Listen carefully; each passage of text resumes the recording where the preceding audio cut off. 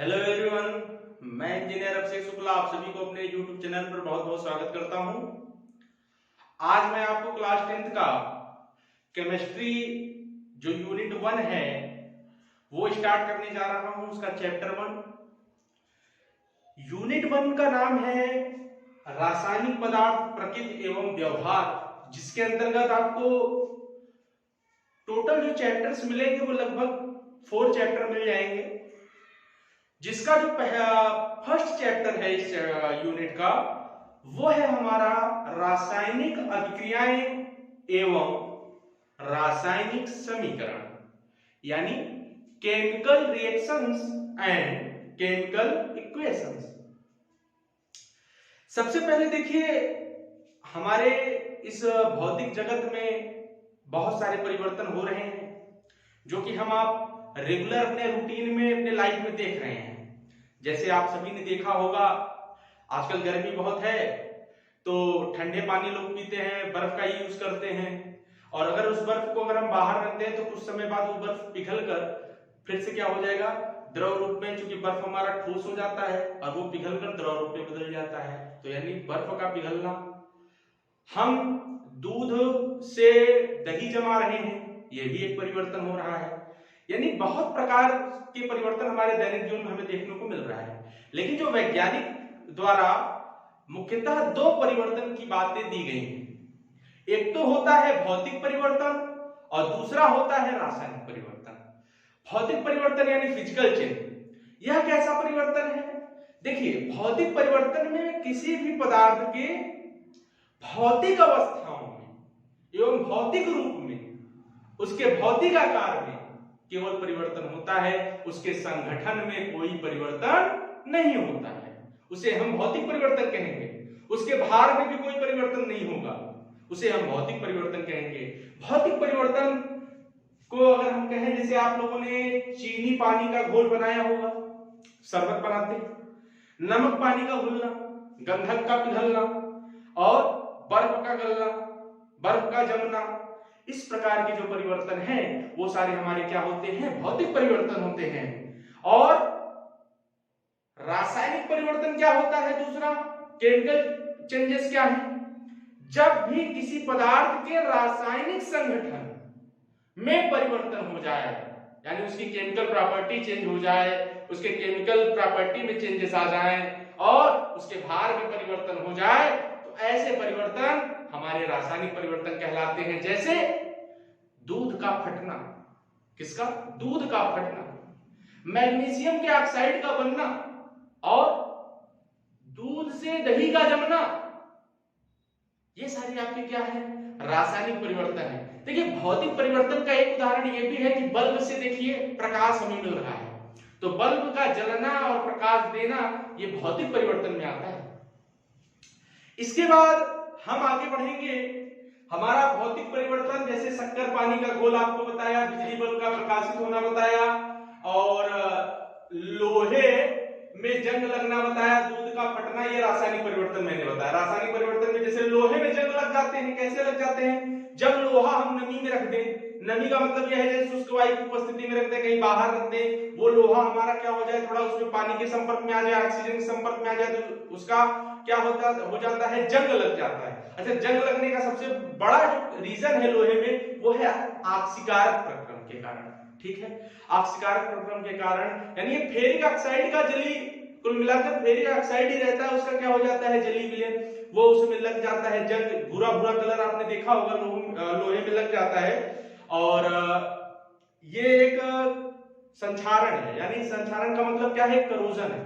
ठीक है, और उसके बाद अब हम आपको बताने चल रहे हैं रासायनिक अभिक्रिया, केमिकल रिएक्शन, जो कि इसका फर्स्ट चैप्टर है।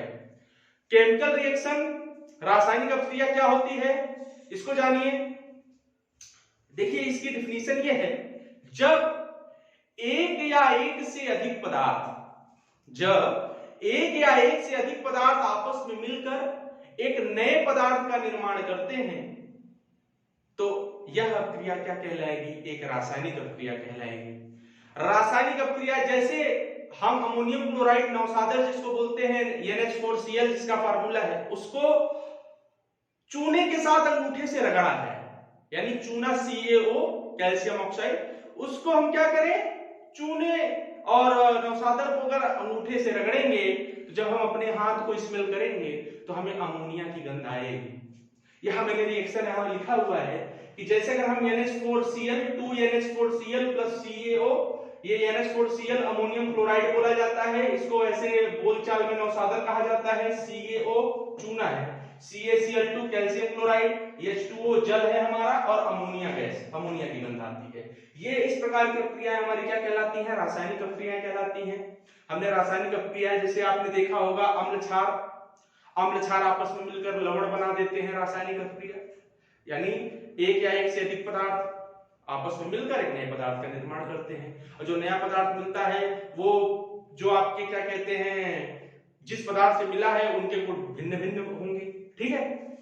अब रासायनिक प्रक्रियाओं को जैसे मुझे पहचानना है कि कहां पे रासायनिक प्रक्रियाएं हुई या कहां पे रासायनिक प्रक्रियाएं यहां पे घटित हो गई, तो सबसे पहले उसको पहचानने के लिए है कि अवस्था में परिवर्तन, चेंजेस इन स्टेट, दूसरा है ताप में परिवर्तन, चेंज इन टेम्परेचर, तीसरा आपका क्या है, तीसरा आपका है रंग बदल जाना। देखिए रासायनिक प्रक्रियाएं घटित होती हैं तो उसमें जैसे जो पदार्थ का पहले रंग होता है, नए पदार्थ का रंग पहले वाले पदार्थ के रंग से भिन्न हो जाता है।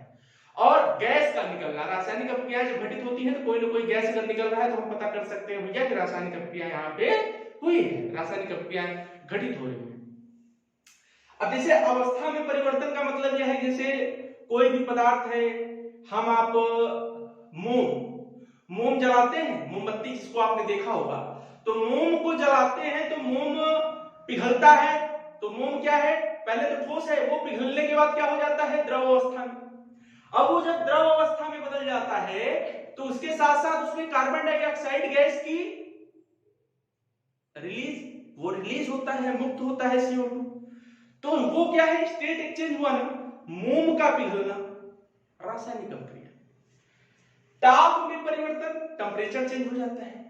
पहले या तो पहले हमारे जो क्या कहते हैं, जो हमारे अभिकारक हैं उनको आपस में मिला रहे हैं, उनका टेम्परेचर कुछ था, जो हमारा उत्पाद बना वो उत्पाद क्या है, उसका टेम्परेचर पहले वाले टेम्परेचर से ज्यादा भी हो सकता है, कम भी हो सकता है, तो ताप से भी ताप में परिवर्तन हो जाता है।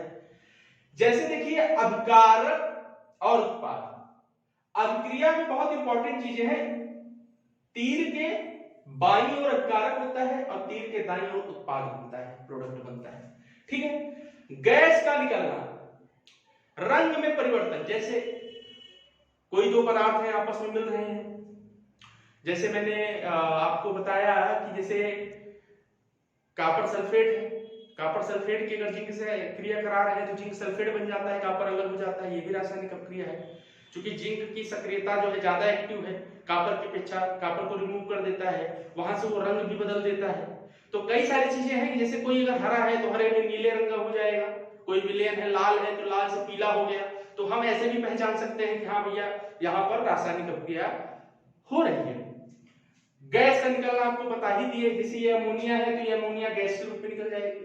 जैसे मोम पिघलता है तो कार्बन डाइऑक्साइड गैस निकलता है, कोई चीज जलती है तो कार्बन डाइऑक्साइड गैस निकलती है, नहीं निकलती, वही चीज। अब हम आते हैं अगले, हमारा रासायनिक जो अभिक्रिया होता है उसके कई प्रकार हैं।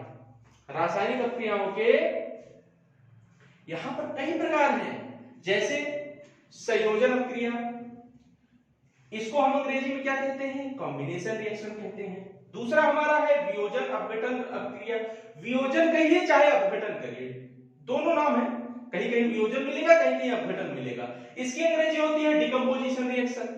अब ये जो वियोजन अभिक्रिया होती है हमारी, वो तीन भागों में है। कौन कौन से भागों में, उष्मीय अपघटन घटित हो जाए यानी उष्मा के कारण अपघटन हो जाए, प्रकाश के कारण अपघटन हो जाए, विद्युत के कारण अपघटन हो जाए, तो हम कहेंगे वियोजन अभिक्रिया घटित हो रही है। उष्मीय अपघटन को हम थर्मल डिकम्पोजिशन कहते हैं, प्रकाश अपघटन को हम लाइट डिकम्पोजिशन कह सकते हैं, चाहे फोटोलिसिस कह सकते हैं, और विद्युत अपघटन को इलेक्ट्रोलिसिस कह सकते हैं या इलेक्ट्रोलाइटिक डिकम्पोजिशन कह सकते हैं। उसके बाद है विस्थापन अभिक्रिया, अगला तीसरा जो है वो है डिस्प्लेसमेंट रिएक्शन। चौथा है इसका प्रकार द्विविस्थापन अभिक्रिया, डबल डिस्प्लेसमेंट रिएक्शन, और अंतिम है पांचवा उष्माक्षेपी तथा उष्माशोषी अभिक्रिया, जिसको अंग्रेजी में एक्सोथर्मिक एंड एंडोथर्मिक रिएक्शन कहा जाता है। डियर स्टूडेंट, ये था चैप्टर 1 जो कि chemical reaction chemical equation class 10th chemistry unit 1 का फर्स्ट चैप्टर है, उसका इंट्रोडक्शन पार्ट था। इसके नेक्स्ट वीडियो में मैं टाइप्स ऑफ रिएक्शन जो भी मैं आपको बता रहा हूँ, इनके स्पेशल क्या क्या है, जैसे संयोजन क्रिया क्या होती है, कैसे होता है, कैसे बनता है, उसका रिएक्शन दूंगा, उदाहरण के साथ समझाऊंगा, वियोजन के बारे में बताऊंगा, सारे उसमें प्रकाश विद्युत इन सब चीजों के बारे में बताऊंगा, और साथ ही साथ जितनी भी डिटेल है वो सारी चीजें इसके अगले वीडियो में ले आऊंगा। आप सभी हमारे इस वीडियो को अगर समझ में आ रहा है तो अपने दोस्तों के साथ जरूर शेयर करिए, इस वीडियो को लाइक करिए, इस चैनल को सब्सक्राइब करिए और बने रहिए। अगले वीडियो में मैं इसके अगले पार्ट को लेके आ रहा हूं। आप सभी का हृदय की गहराइयों से बहुत बहुत धन्यवाद।